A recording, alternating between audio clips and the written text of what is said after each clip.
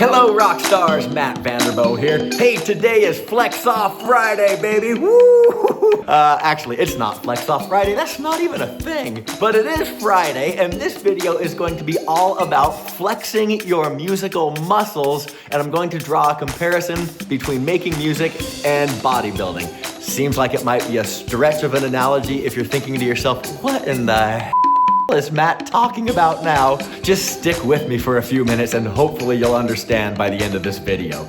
So in previous lessons, I have talked about the importance of making a plethora of music, of creating a vast catalog of music, of making a mountain of music every year. And truly, that's really the only way to get ahead in this business. If you only make a small amount of tracks every year, well, you might eventually end up with some placements, but the money from those isn't going to add up to anything substantial. So you need to be cranking out a large quantity of music, and hopefully you watched my video on staying true to your goals by keeping a calendar. Check this video out if you haven't. But in my last video, I also talked about how people that are new to this industry do it all wrong. And that is true almost to a fault, no matter who the person is. Like, you could take someone who has performed on platinum selling records, or is a member of some gold album selling rock band, or a Grammy winning producer, and you try to take that musician and plop them into the sync field, and you'll find that they struggle right alongside everybody else, because this is just such a different musical industry with completely different rules, completely different approaches, completely different everything, and everyone just has to learn it from scratch. Now, that's what I talked about in the last video, but in this video, I really want to impress on you the fact that nobody comes into this world and hits home runs in their first at-bat. I mean, I don't think there is anybody out there in this world, well, there's probably a few, but as far as I know, there's no one who just decided they were going to get into sync music and then wrote an awesome cue on their first try, had it get signed by a library, and had it get used on a TV show, and had it make tons of money. That just doesn't happen. What is much more likely to happen is that you are going to step up to the plate with all your pie in the sky ideals and dreams, and you're going to point to the rafters Babe Ruth style, and then you're going to cock back and you're going to take some giant swing at a ball, and you are going to miss by a country mile, like not even close.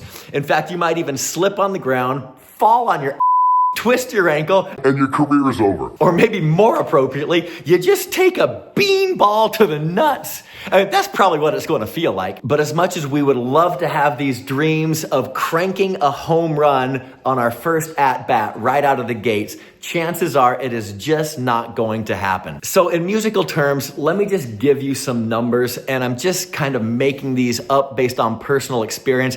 As far as I know, there have been no field studies about this, but in my estimation and in my experience, it seems to typically take a new composer somewhere between 20 to 50 tracks of music before they ever start making a cue that is usable, or ever start making a song that is appropriate for use on TV shows. I know from my own personal experience, in my first year, I made 75 different pieces of music. Most of those were instrumental cues. There were a few songs in there.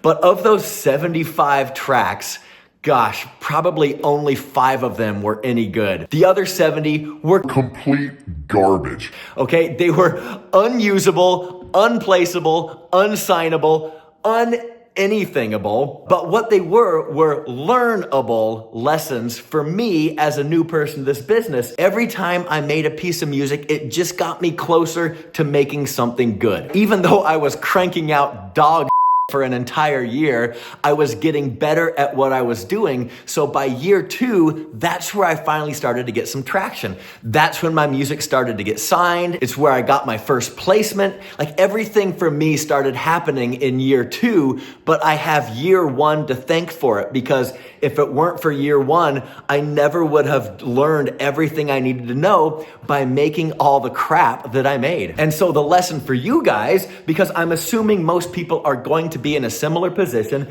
is you just need to get through those 20 to 50 tracks of garbage as fast as you can. And just make sure that everything that you make is better than the track that came before. And as long as you are incrementally getting better, then over the course of a year, you are going to have shown significant improvement in your composition, your mixing, your mastering, your everything. One of my favorite fitness influencers, a guy named Greg Doucette, has a saying that he uses all the time that just says, whatever you do it better and harder than last time. And that's a phrase that we can apply to our musical world very easily. So every time you sit down to write a cue or to write a song, just make sure that what you do today is better than what you did yesterday. And all of that incremental growth over the course of a year will put you leaps and bounds ahead of where you are right now. But what this really means to you is that you are going to have to embrace failure.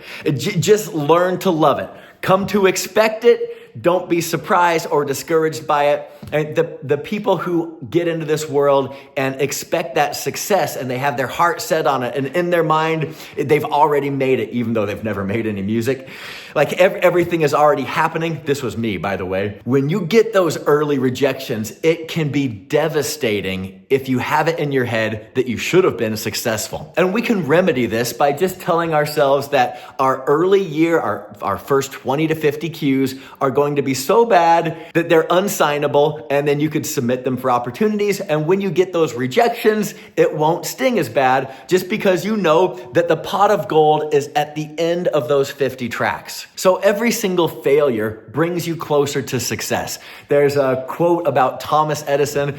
Was it like Thomas Edison tried 10,000 times to make the light bulb before he finally figured it out? I don't know if that's true or not. And the other way to look at that from the motivational posters you see is that Thomas Edison really just figured out 10,000 ways not to make a light bulb, rather than he failed 10,000 times. So look at your music making that way. Every time you make a track, you are learning something. There is no failure in learning. This is like doing homework at school, supposing you don't fail your homework. But as long as you are learning something along the way and getting better than the last time, there is no failure in that at all. And though you may get rejections from your submissions, doesn't mean you have failed. It just means you're working your way through the process. So some of you know that I am an amateur competitive bodybuilder, emphasis on amateur. But when I first got into this type of lifestyle, I met up with a bodybuilding coach, not because I wanted to be a bodybuilder, but just because I wanted to lose about 15 pounds. I had this stubborn weight that just wouldn't go away no matter what I did.